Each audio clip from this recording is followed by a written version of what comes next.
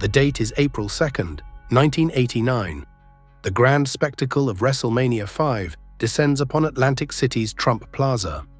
The air crackles with an electricity unique to the World Wrestling Federation's golden era, a vibrant tapestry woven with larger-than-life characters and fantastical storylines. Into this kaleidoscopic world steps a young man cloaked in the distinctive blue and white of the blue blazer. His opponent, the impeccably arrogant Mr. Perfect, represents the established order, a formidable gatekeeper to the main event scene.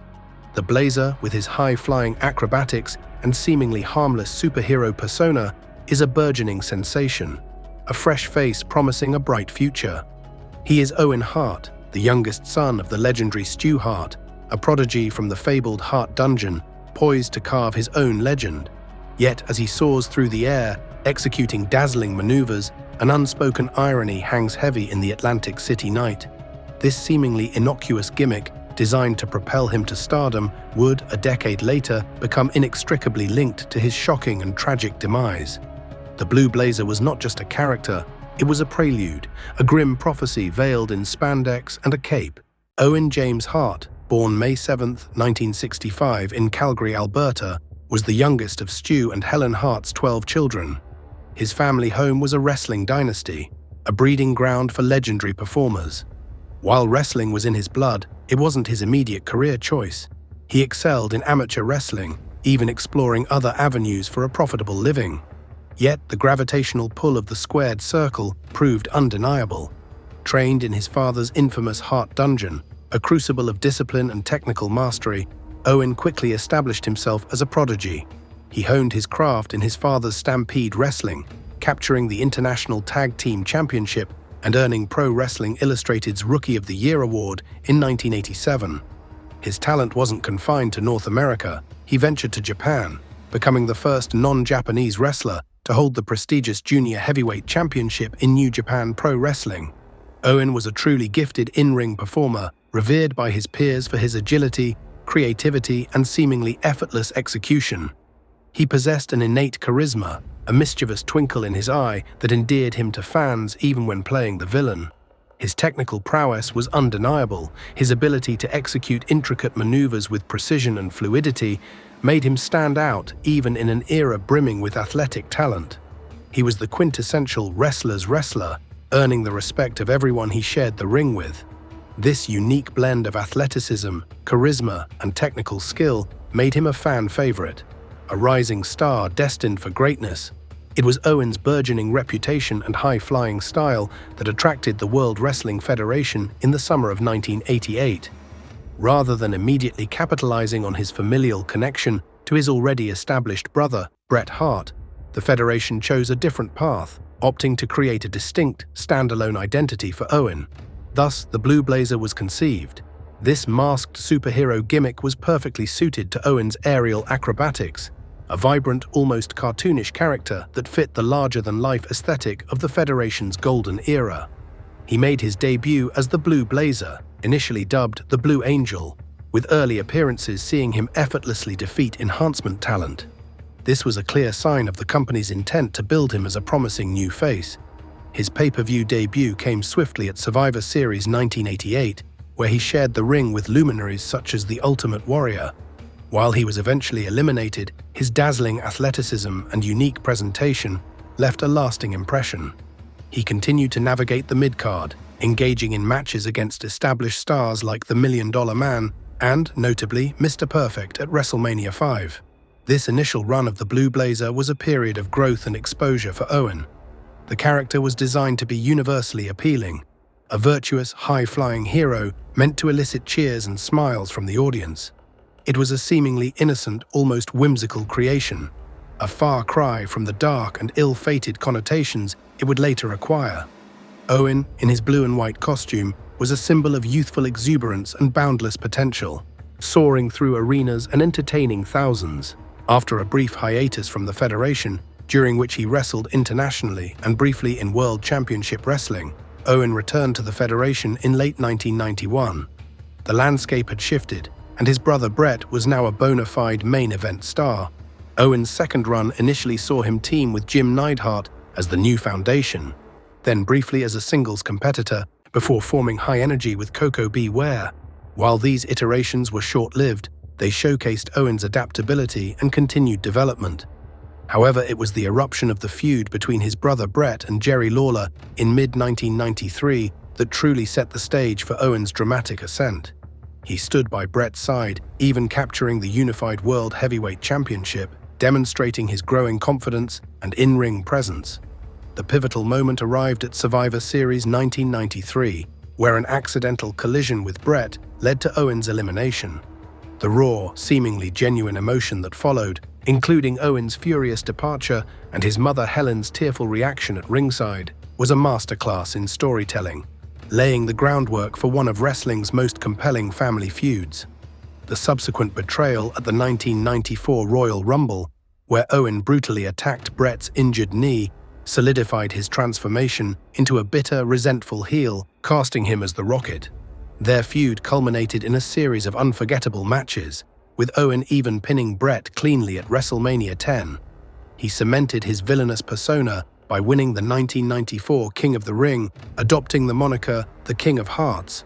His career flourished, reaching new heights with a tag team championship run alongside Yokozuna and later with Davey Boy Smith. However, as the Federation transitioned into the edgy Attitude Era, Owen found himself adapting once more. Following the departure of his brother and in-laws after the Montreal Screwjob, Owen was left as the sole Hart in the Federation, bound by his contract.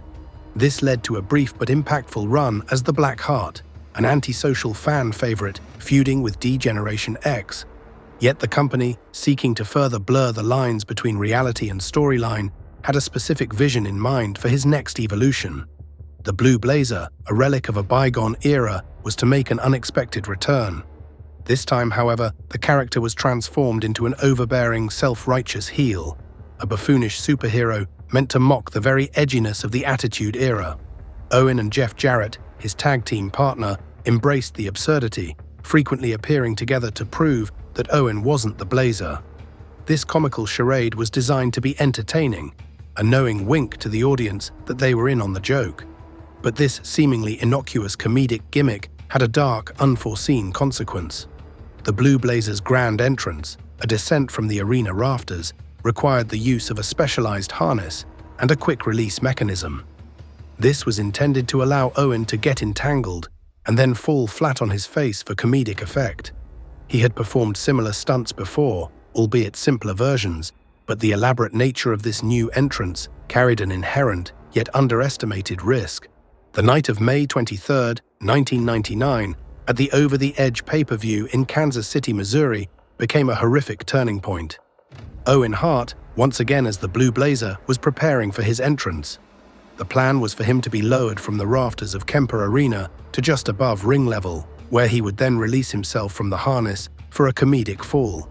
However, as a pre-taped vignette played on the arena monitors and the pay-per-view broadcast, the unthinkable happened. The quick-release mechanism on his harness malfunctioned.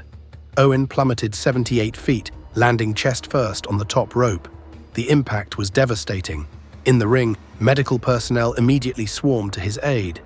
The live audience, initially confused by what they had witnessed, quickly realized the gravity of the situation as Jim Ross, the Federation announcer, repeatedly and with palpable distress, informed viewers that this was not a storyline, that Owen Hart was seriously hurt. The live broadcast cut to shots of the audience, carefully avoiding the horrific scene unfolding in the ring. Owen was rushed to Truman Medical Center, but the injuries were too severe. He died due to massive internal bleeding from blunt force trauma. The impact had severed his aorta, leading to his death within minutes. Owen Hart was 34 years old. A life brimming with talent, humor, and compassion, extinguished in a moment of catastrophic miscalculation. The aftermath of Owen Hart's death was immediate and profoundly controversial. Despite the tragic accident, Vince McMahon and the World Wrestling Federation made the unprecedented decision to continue the Over the Edge pay-per-view event. No, I resent your tone, lady, okay? This was a tragic accident. This choice drew widespread condemnation, with many criticizing the company for prioritizing business over human life. The rationale was that stopping the show would have only created further panic and chaos in the arena, but the decision continues to be debated and scrutinized to this day. The event itself was never commercially released on home video, and when it eventually became available on the WWE Network, all footage and mention of Owen's accident were meticulously edited out, a testament to the ongoing sensitivity surrounding the tragedy. The following night, however, on May 24, 1999, Raw is War aired a live tribute show, Raw is Owen, from St. Louis. It was a raw, emotional outpouring of grief and remembrance from performers and fans alike, a stark contrast to the previous night's controversial decision. Wrestlers, many visibly distraught, shared personal anecdotes and memories of Owen, celebrating his life and legacy. This tribute show became one of the highest-rated episodes in Raw history, highlighting the profound impact Owen had on the wrestling community and its fans. The legal battles that followed Owen's death were protracted and painful.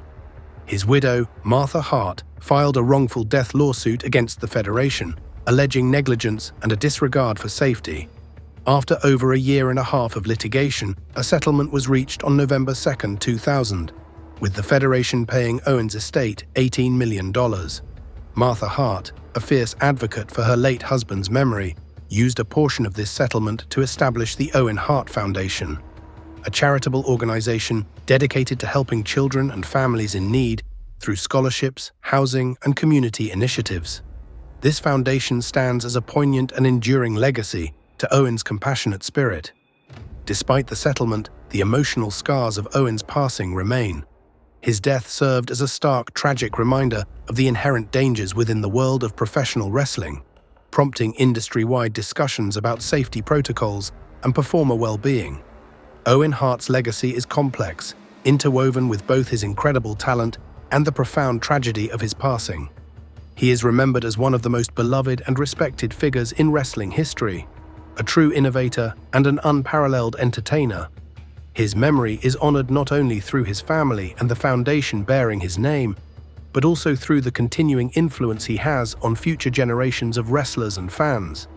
The blue blazer, initially a symbol of innocent entertainment, became forever intertwined with the devastating reality of his final performance, a grim reminder of the fine line between spectacle and tragedy.